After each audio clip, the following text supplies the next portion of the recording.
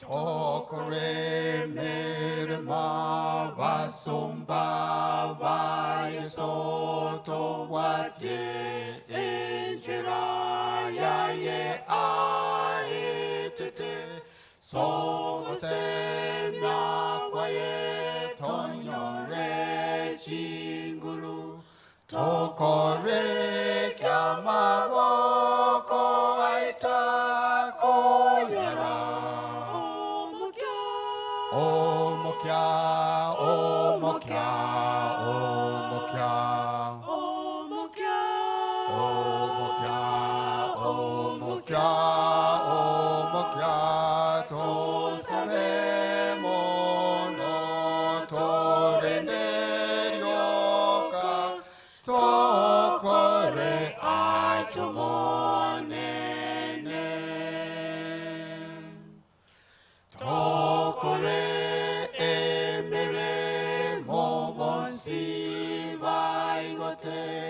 Amaje avare nerango vayanywe mosara bevene rayaito erave varande de ogo toreka kwa oza. Oh Mokya, oh Mokya, oh Mokya, oh Mokya, oh Mokya, to save mono to renyoka to kore achomonene to kore meremo amoto ye kore obogi mawomo sunte na vosire ye taria ye ova rimoki we goro sogotera ogo toreka kwa vosa. Oh Mokya, oh Mokya, oh Mokya, oh Mokya, oh Mokya, oh Mokya, oh Mokya, to save mono to renyoka to kore achomonene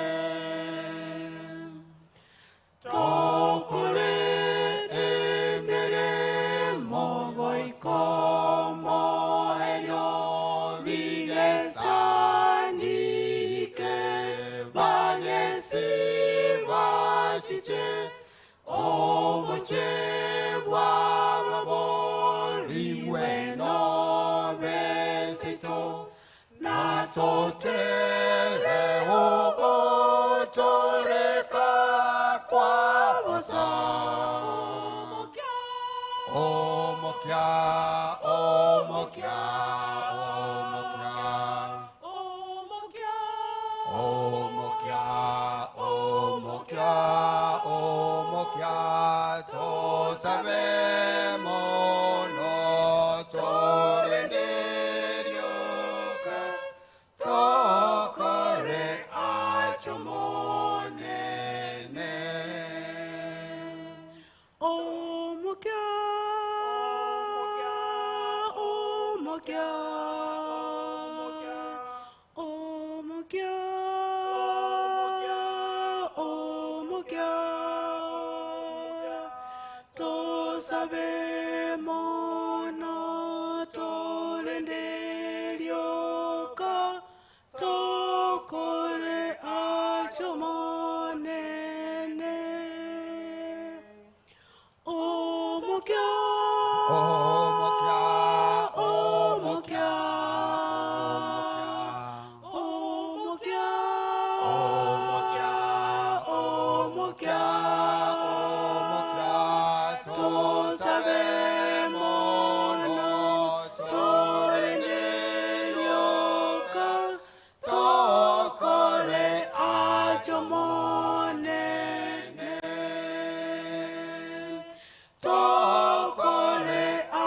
ajomonene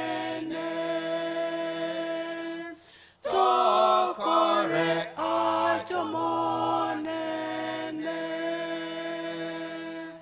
Tokore ajomonene.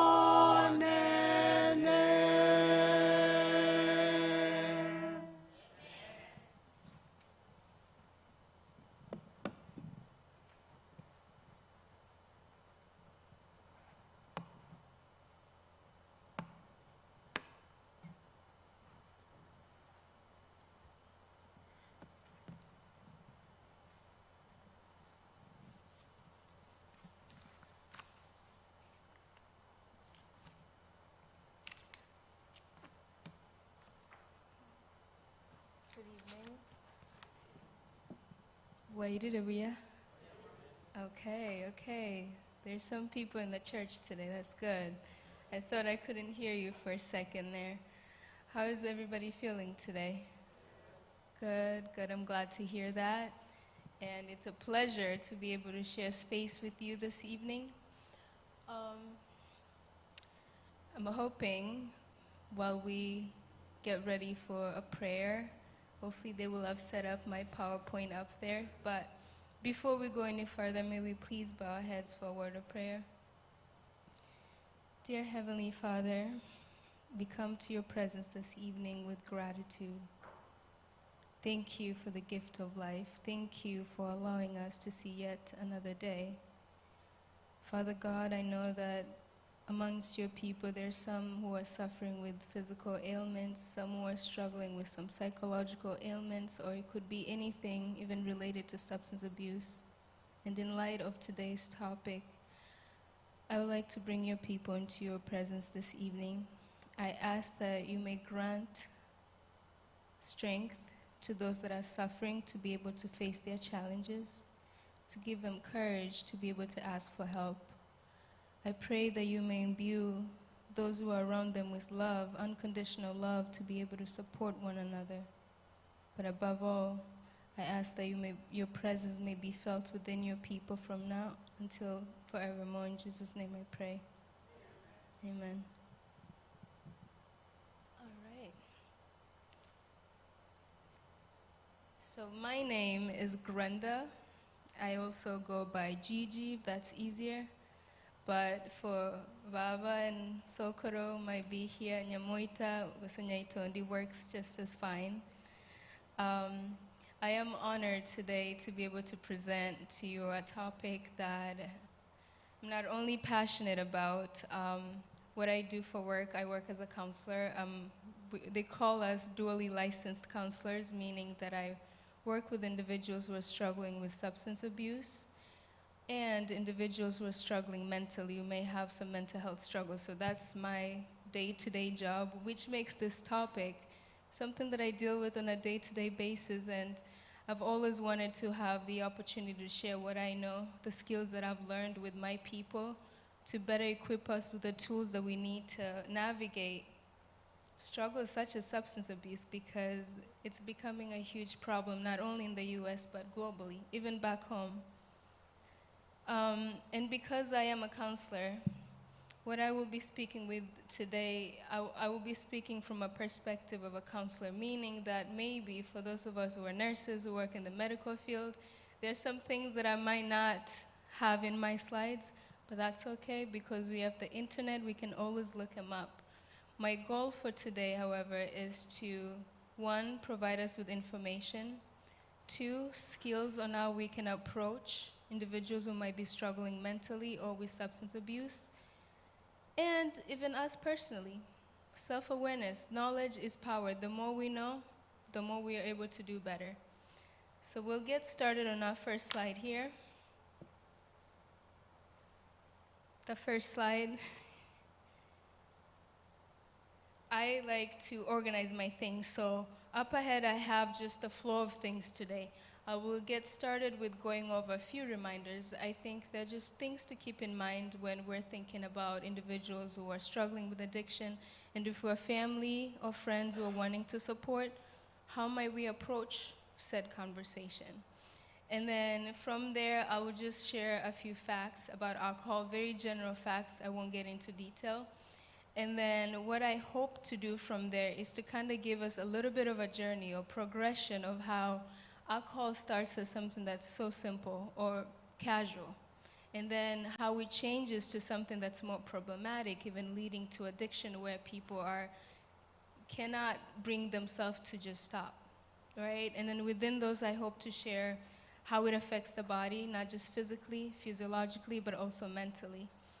And then I will share just treatment approaches for those of us who are wanting to seek treatment, what you can do, what you might expect to find in those treatments. But for those of us who, understandably so, might not want to go see a therapist like myself or a counselor, I will have some self-tips, things that you can do for yourself at home to help you or your family member. Last but not least, I will share resources that are available to us that you can go share with your friends, your family, your friends, all of those good people. So without further notice, we'll go to the next slide.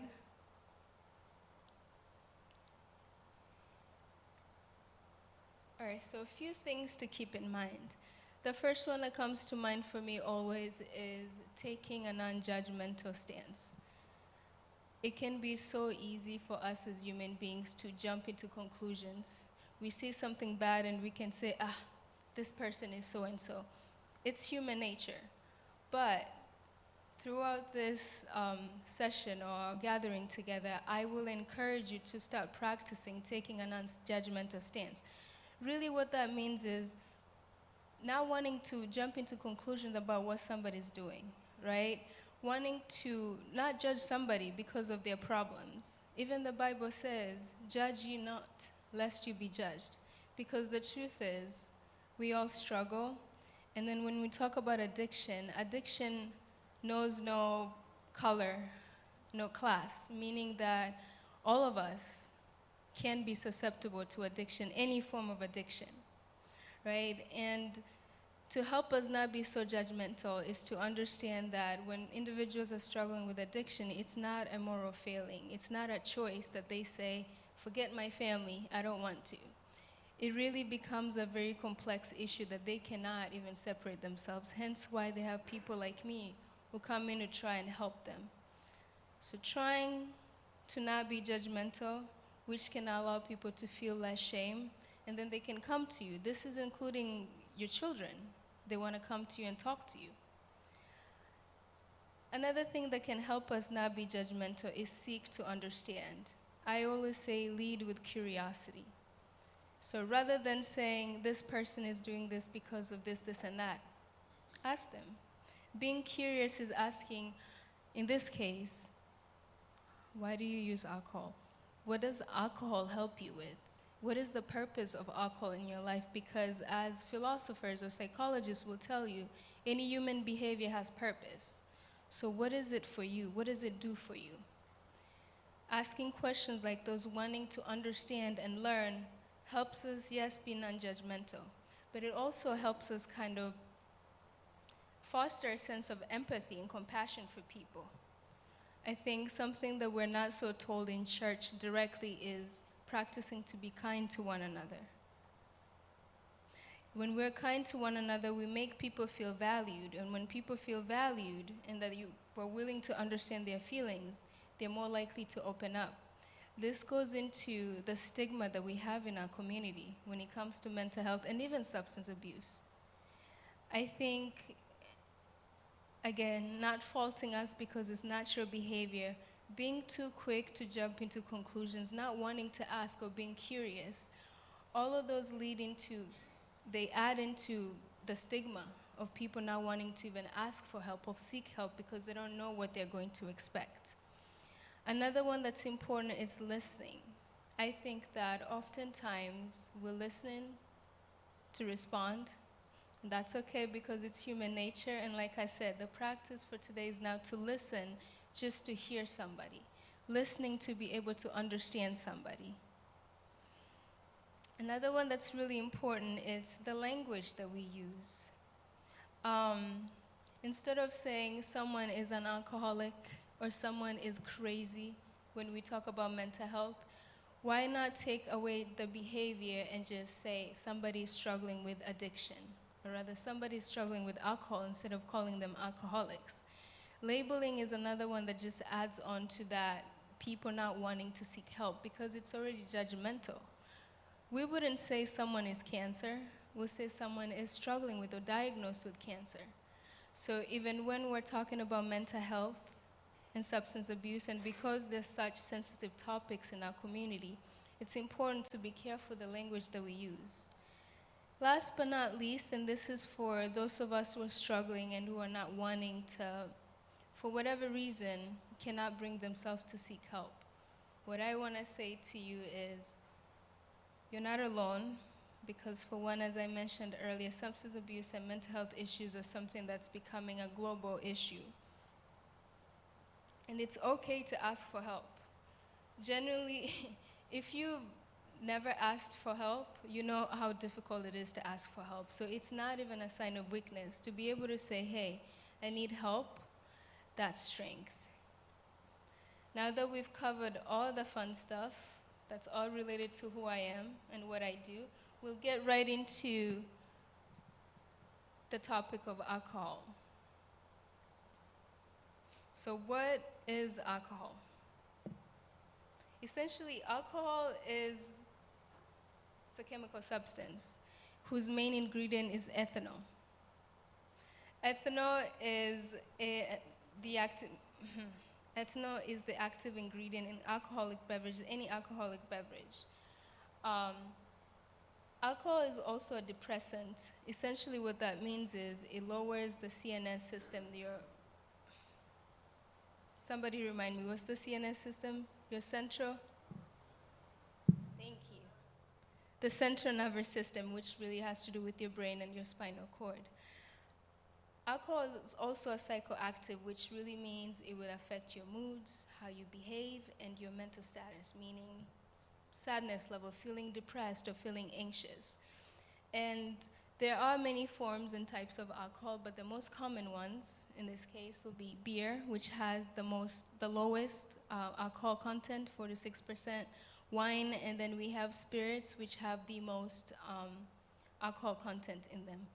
This will make more sense as we go forward and how we'll use them, which is the reason why I wanted to include that.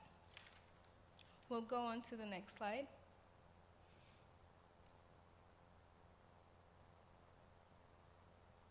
So now we're starting to get into that progression of alcohol, right? Before somebody drinks, usually there's a reason why somebody might reach to want to have a drink. And I will preface this and say that it differs per individual. There is no one generalized cause for Kenyans or why Kenyan people, Kenyan youths might want to drink, or Liberian youths or African American youths. It really does depend on the individual, what the experience has been, and whatever it is that they're dealing with. But of those many factors, there are a few common factors that I've seen in my work. One of them being social influence. I will connect social influence with cultural norms or expectations, attitudes. Cultural norms really, it starts with the attitudes of the people, the certain culture that they're in. So for example, the American culture's attitudes about alcohol is very relaxed, right? If you've ever been out to eat, usually they will offer you water without asking, and then they will say, would you like something to drink, right? That is an example of how somebody might get into it when it's readily offered to you. Another one can be social influence or peer pressure. This is for the young people. Say you're out somewhere at an event and everybody else is drinking. And then your friends are like, why not? You should do it, it will be fun. That's one example how somebody might get into it. For some people, on that same topic, for younger people might feel anxious in social gatherings, maybe they're a little shy. They use that as a way to come out of their shell. Another factor could be an emotional factor. So some people use it as a way to cope, maybe with depression or anxiety, and this is where the co-occurring effect comes in. In my field, we say that wherever substance abuse is, there's likely to be mental health. And whatever mental health issues are, there's likely to be a substance abuse because it's the coping. And sometimes people don't want to cope. Sometimes they want to enhance a mood. As we will see on the onset effects of alcohol, for some people it makes them feel good. For the first few drinks, they feel they're relaxed, energetic, they can share. They call it disinhibition. You're not feeling so tense about things. You're coming out of your shell. Another one that influences, and I think this one also goes into societal norms, will be environmental factors. How readily available alcohol is. If you live next to alcohol stores, bars, you're likely to be, influenced into wanting to drink. Another one is family use. If you have family members who've used since you were young, that also kind of normalizes that idea of drinking. There's a lot more also that go into that, including your psychological factors. Some people have personality traits that make him more likely to get into drinking and difficult for them to get it out of the pattern of drinking. And sometimes it's also genetics. Your genes also determine if you're likely to be addicted to said substances or not. We'll go on to the next slide. Okay, so now that we've kind of explored, before I get that first drink, what might be going through somebody's head, what might be influencing their behaviors of wanting to drink. Now we get to when they take their first drink. A few things to know here is that when we drink, alcohol is very quickly absorbed into our bloodstream, starting from the mouth, our stomach, into our intestines. It will take anywhere from 30 minutes to 90 minutes for us to feel the peak effects, meaning the maximum amount of whatever you're looking to get out of alcohol.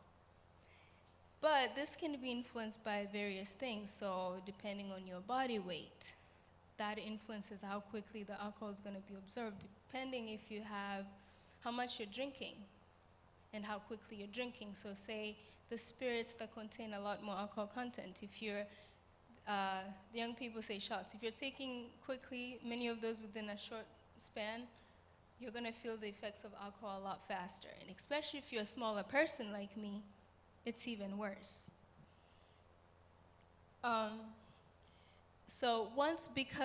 Another thing I want to add, because alcohol is water soluble, it will also be distributed into your organs fairly fast. And of the main ones, your brain is affected more specifically.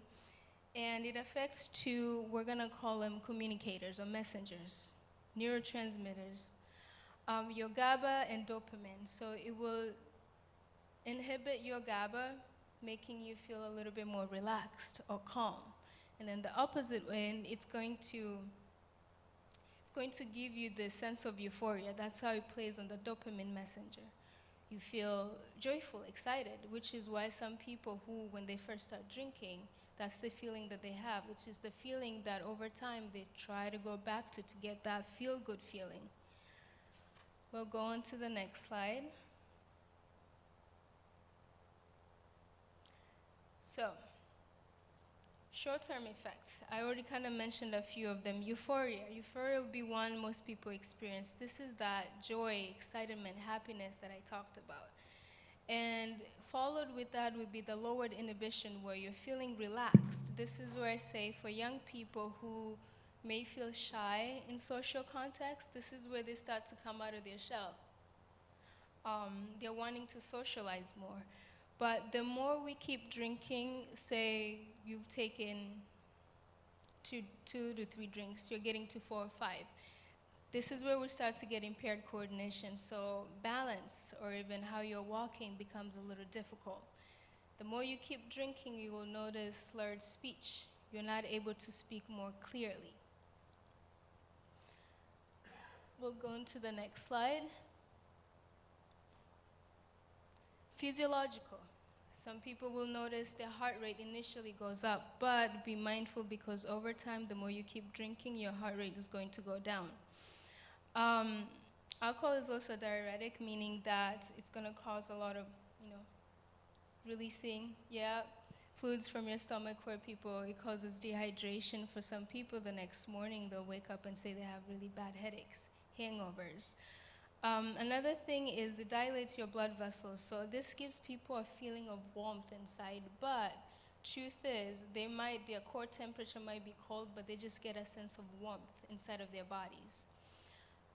So just to recap a little bit, we've gone through how alcohol, the onset of alcohol when we're drinking it, how it makes us feel psychologically, emotionally, physiologically. And now we're going to move into the next slide.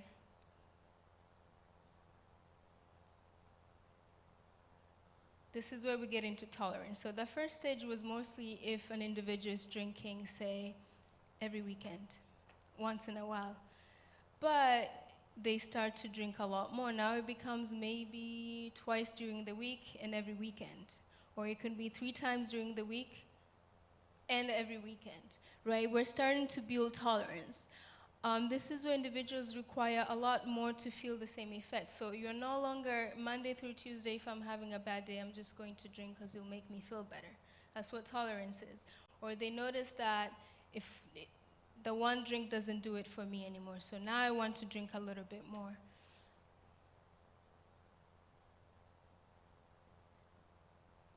For the sake of time, I won't go through the physiological or psychological levels of tolerance, so we'll go to the next slide.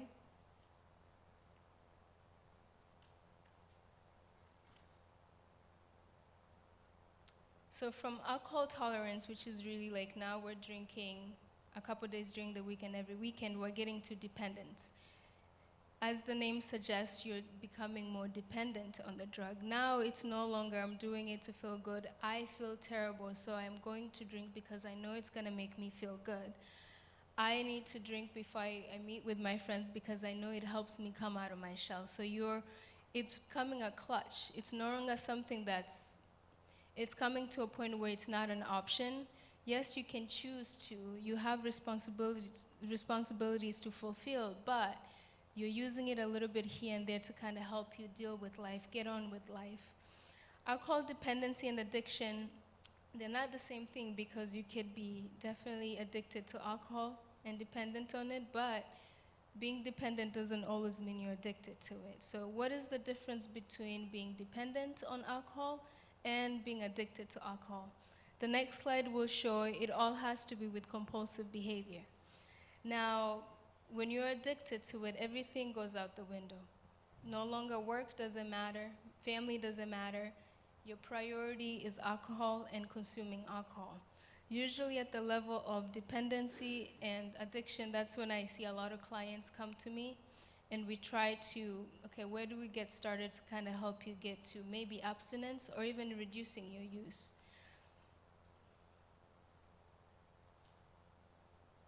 We'll go on to the next slide.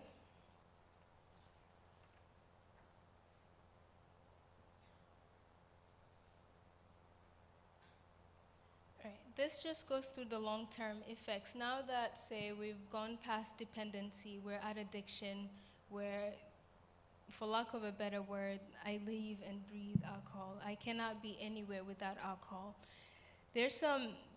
So people may start to, with dependency, yes, we're going to see withdrawal symptoms. That's something that I did not mention, right? When people stop drinking, they start to notice uncomfortable side effects. Some people it's shaking. Some people they're having trouble concentrating. Some people it could be, and this is a major one, increased anxiety. For some people, they may start that alcohol helps me deal with anxiety, but over time, it flips it. You find that you're struggling with anxiety and depression, these feelings of loneliness, maybe feeling hopeless. They all go into that. But the long-term effects, once we're past dependency and addiction, we have a major one would be your liver damage. Another one could be raised blood pressure or like the weakening of your heart muscles, irregular heartbeats. It also affects your digestive system. Your pancreatitis, pancreas, right? Inflaming your pancreas, pancreatitis. It affects your stomach lining, which is gastritis.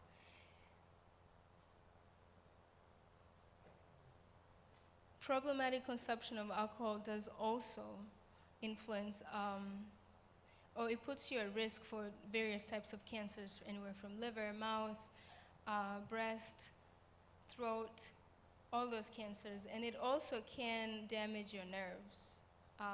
Some people, they will say they feel like stinging or pins on their hands and feet. Those are all side effects of, right, long-term problematic consumption of alcohol, anywhere when it gets to dependency and addiction. We'll go on to the next slide.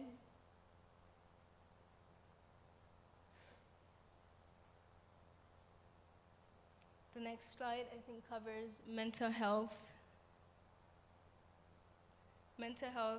cognitive, and relational issues. All that to say, once again, mentally increased instances of depression and anxiety, those are the ones that I mostly see. Cognitive impairments, where you're probably having memory issues, trouble concentrating, and then without saying, when we're at a point of dependency and addiction, individuals, the term that we use is alcohol use disorder. That's the criteria that I use with my DSM to be able to diagnose somebody who comes to me saying, hey, I'm struggling.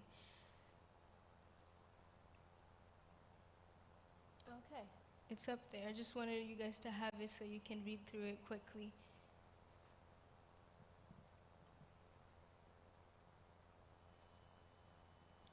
You can move on to the next slide. The next slide just details how relationships may be affected. Productivity, meaning some people might not even want to go to work. They don't enjoy going to work anymore. You are fired from work because you're coming in drunk or you're hungover. Your performance at work declines. Financial problems, right? If we're spending so much money getting alcohol, most of your money is going there, and if you're probably not getting to work on time every day, you're not getting enough money, and whatever money you get, as I mentioned earlier when we were at the level of addiction, alcohol becomes a priority. My money is going to go there. Legal issues. This is another indicator. For some people might be like, well, you know, and this is in the next slide. People identify as functioning alcoholics, and I use that word because I do not like to identify people as such. But this is a good indicator that there might be a problem, because some people might have multiple DUIs, driving under the influence, getting arrested and going to jail for that reason. We'll go on to the next slide.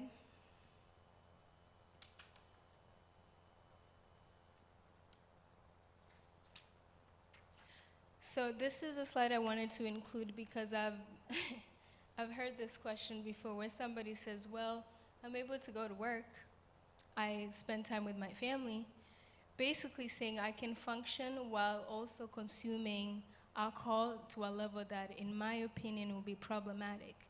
Usually the question I like to ask those people is like, what are the areas of being affected? Yes, you might be able to go to work and maybe you're spending time with your family. What is the quality of time that you're spending with your family? Another question that I like to ask is, if you're drinking alcohol to a point where you needed to go to work, what is it that you're wanting to run away from? What is it that you don't want to deal with? Going to earlier, the first slide when I talked about being curious. What is the purpose for you wanting to drink maybe every day? Another important note on this will be, although for some of us who are able to get to that level where we feel like we can function normally and still drink, the effects to you might be subtle and they may feel subtle, but there is significant harm going on. So I will always encourage people to spend time, sit back, spend time with yourself and really ask questions of yourself, mostly being, what is it that I'm not wanting to deal with if I'm wanting to drink from whatever part of my day, work, being home, spending time with my family? What is it that you're running away from? We'll go on to the next slide.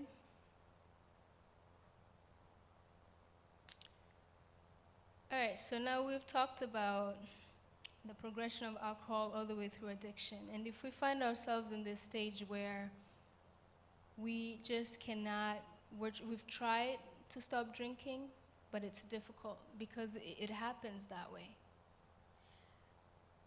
you maybe, every time you go out, you say, I'm not going to drink, and you find yourself that you're drinking. You find yourself that you maybe been arrested a couple times, but you still find yourself there. And I understand that it can be really frustrating, but this is where the help comes in, treatment approaches. One thing that's important to know that alcohol withdrawal is one that has the potential to kill you. So if someone is at that point where they've been dependent on alcohol for some time and it's gotten to a point where they cannot control it, but they're wanting to, it is advisable to go to the hospital and seek help where you can be detoxed in an area that's supervised by nurses or doctors, because they can help you get through that process safely and you won't have to bring harm to yourself. Another one, back into the other slide, treatment approaches will be, if you come to somebody like me, we utilize CBT. CBT is really wanting to help you understand your thoughts and your patterns of using, because the understanding is our thoughts influence our behaviors and vice versa. So if we can help you understand the thoughts that go into drinking or wanting to seek alcohol, you can better, navigate your behaviors or adjust your thoughts or find something to distract you so you don't have to go into that level. Another helpful treatment will be medications. There are different kinds of medications that are available to help people stop drinking. Some of them just they make you sick when you drink alcohol. Some of them help you with the cravings or the desire to want to drink. It just makes you not want to. So that's also available. We'll go on to the next part, the next slide, which is really my favorite slide and what I do day in and day out. Self-help.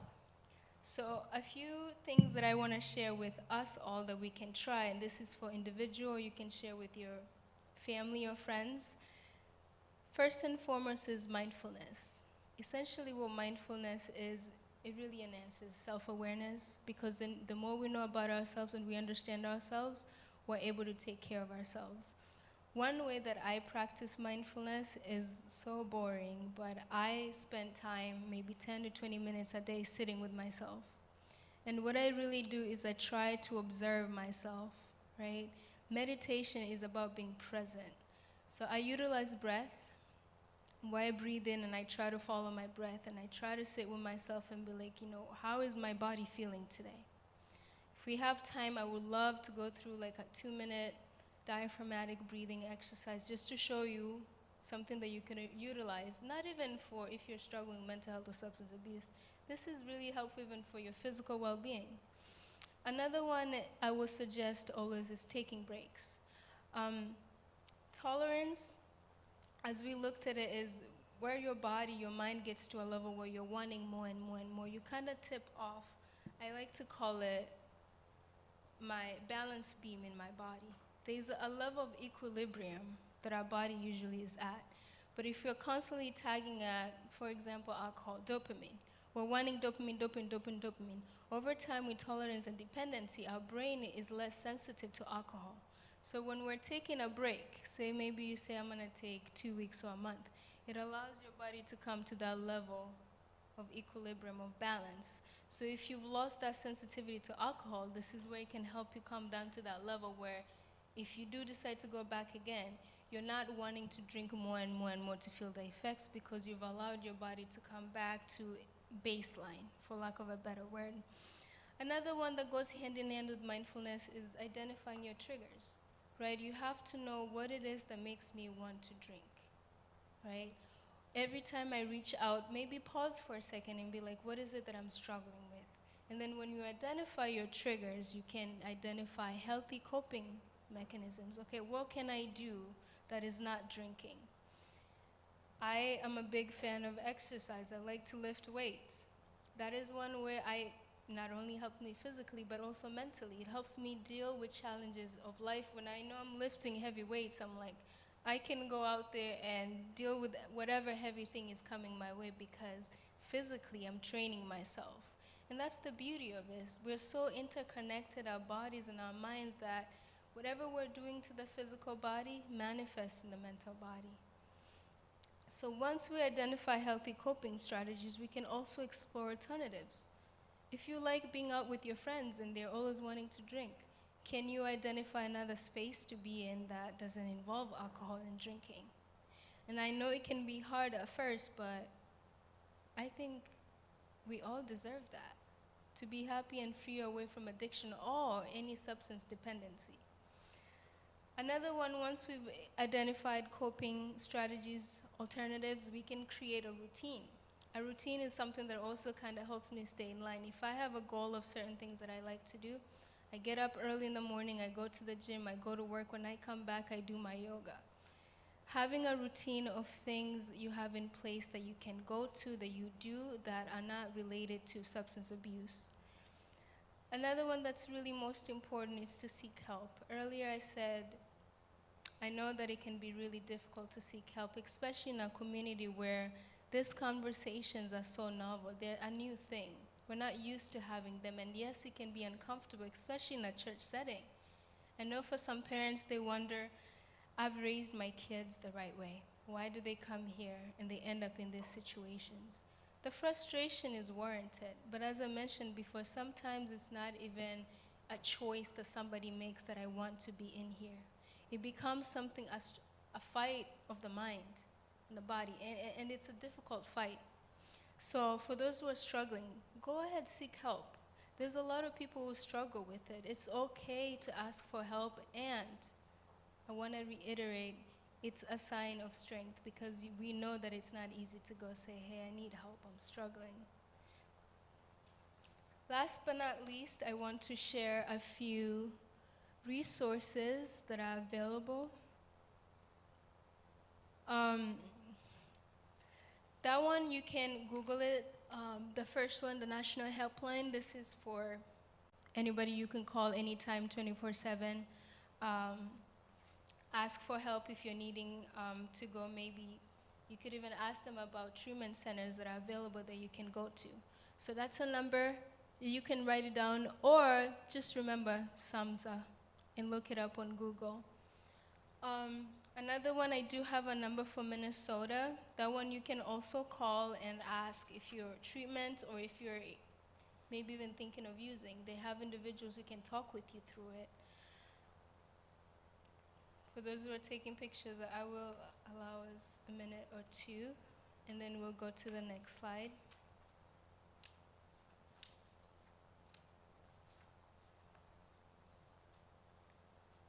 All right, more resources. So if you're not wanting to talk to somebody on the phone, or you just want to slowly get into the habit of seeking help, AA, Alcoholics Anonymous, this is their support groups that you can join. There's some that are online, you won't even have to go there physically. And sometimes you honestly don't even have to speak. I've gone to AA for school just to see what it is. And to be honest, the first time I went there, I cried, because the overwhelming amount of support that you get, and to hear that people are actually struggling, people who have even ruined their lives and have gone to a point where being sober and they're wanting to support others. It can be a helpful tool. You don't even have to speak. You can just be there and listen to other people's stories. More importantly, in our community, I know at Faith, one of my really good friends went through a training, and now she is wanting to start an AA meeting within the church. So we will do it as you will any other support group, but it's within Faith Church. We will meet. This is where we do anywhere from group counseling, where we go around, talk about our struggles. We can share skills, psychoeducation to better understand that. So for those of us here who might have somebody, this is a program that's well and ongoing. If you need any more information about that, you can reach out to me. Another resource I want to offer, I am currently in the process of opening a treatment center that's both co-occurring, dealing with mental health and substance abuse. But before that's even come into fruition, I have partnered with another community member, an African member, where we have a program that's already funded that does mental health and substance abuse. So if there's somebody that you might know at the moment that is struggling, reach out to me. We do have those resources where we can get started right away. I think that should be everything. Yeah, that's everything. It's 6:50. May I take 2 minutes to just share the diaphragmatic breathing exercise with you? Um, oh, yeah. Do we have any questions in the audience? I'm sorry. Yeah, there's anybody who has a question to ask?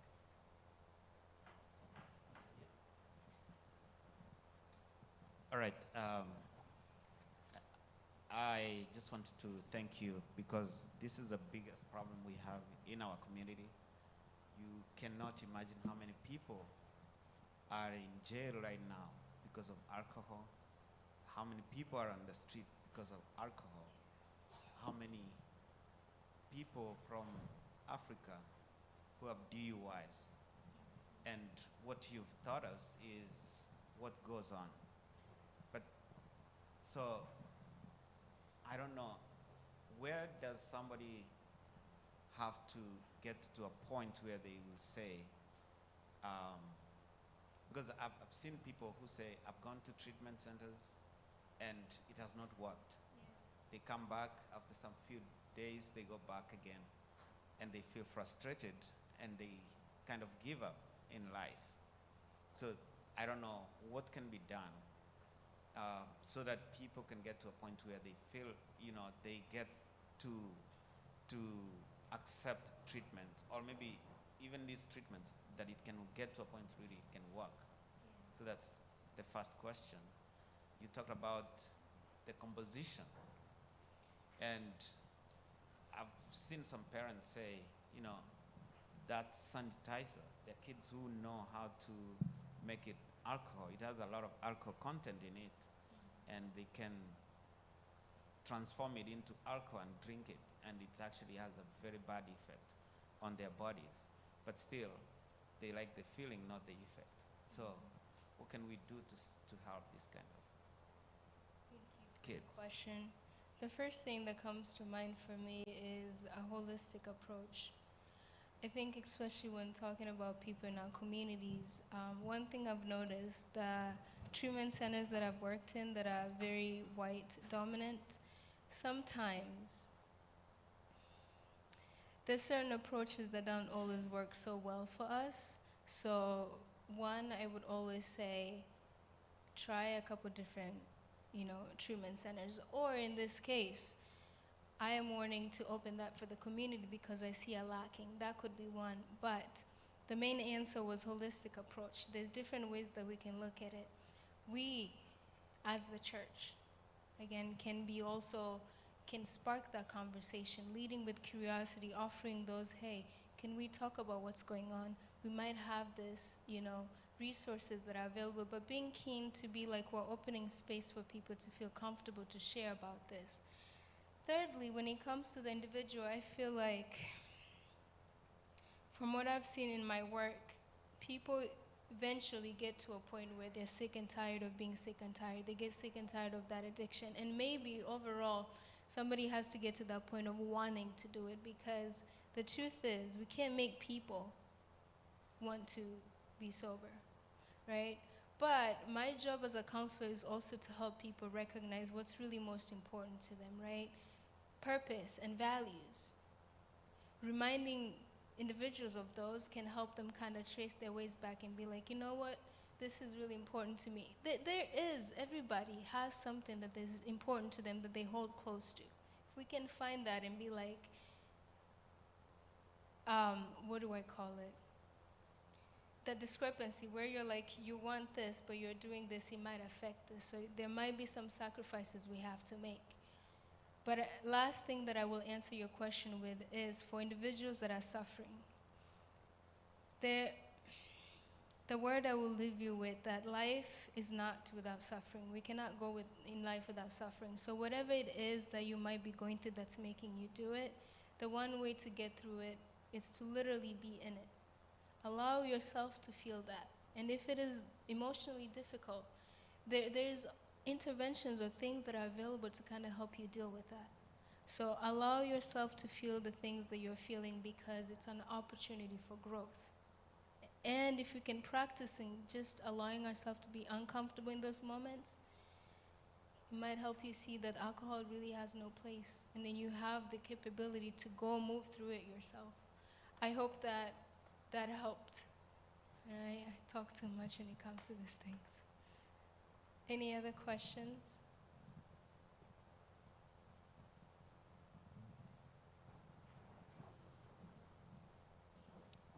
Okay. Can I take 2 more minutes to? Oh, yeah. Can you put your number up, maybe, and your name, and how Yes. accessible you can be if somebody wants to reach you? Yes, Auntie Judy, you have my number. Could you share my number? She will share my number, and my name is Grenda. I would love for whomever you refer to me, and like he said, this is, the community problem becomes our problem. And I want to be able to be a part of the solution, and whatever that means, even if it's just sitting with people and talking about these things. But I do really want to take 2 minutes because this is my treat to you guys. Can you hear me? Well, okay.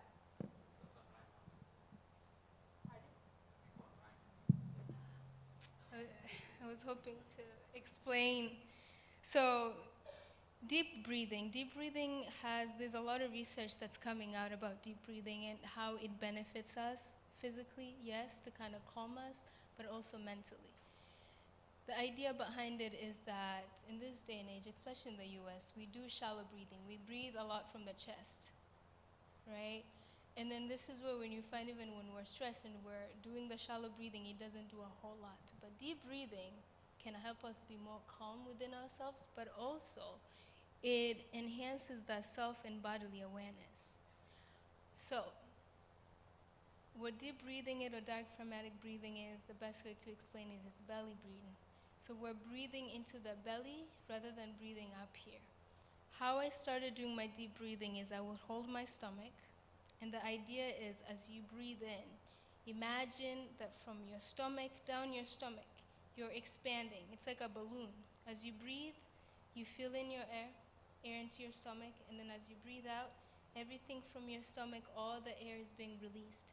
This also goes into kind of detoxifying the body, the deep breathing exercise. So I'll have us practice a little bit. I am keeping track of the time. We're every minute. So go ahead and sit comfortably, relax yourselves, right? And then if it helps, put your hand on your stomach. And because I want this to be a very individual, don't even look at me, look at yourself. You want to be able to concentrate. I won't be looking at you, I promise. And you won't look back. So, hand on our stomach, and you're going to breathe slowly through your nose, and imagine the air through your nose goes into your stomach. The stomach is expanding. It expands. We're breathing slowly. And then we hold for 2 seconds, and then we do the reverse. Squeeze all the air out. So it comes from the stomach, your chest, it goes out. It is a hard exercise to do the first time, but that's okay because again, we're so used to breathing from up here.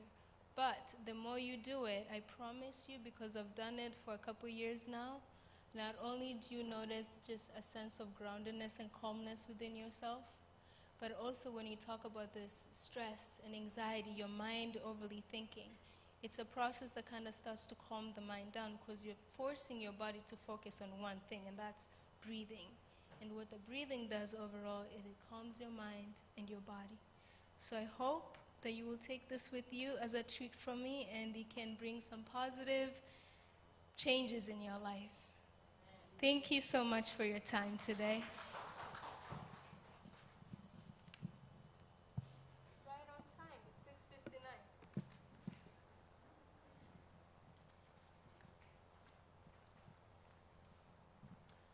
How do you say, members? Thank you so much, Sister Glenda. I know we may not be using alcohol, but many of us in our families, our family members have those issues. I know that message is going to help us to reach others. So we're going to proceed. I'm going to invite the guest choir. Kindly come and sing for us a song. Then our senior pastor is going to invite our main speaker. So kindly, the guest choir, uplift choir, kindly come for give us one song.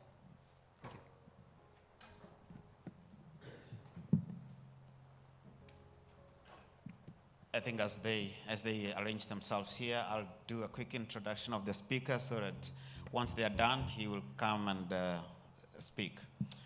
Our speaker is Pastor Herry Mhando. He's not new here. He's been here before, and today he's here to bless us. He comes to us from the beautiful country of Tanzania, and as all of you know, he's an international evangelist. We are blessed that he's here to bless us tonight. After the choir, the next voice you'll hear is that of Pastor Mhando. Thank you so much.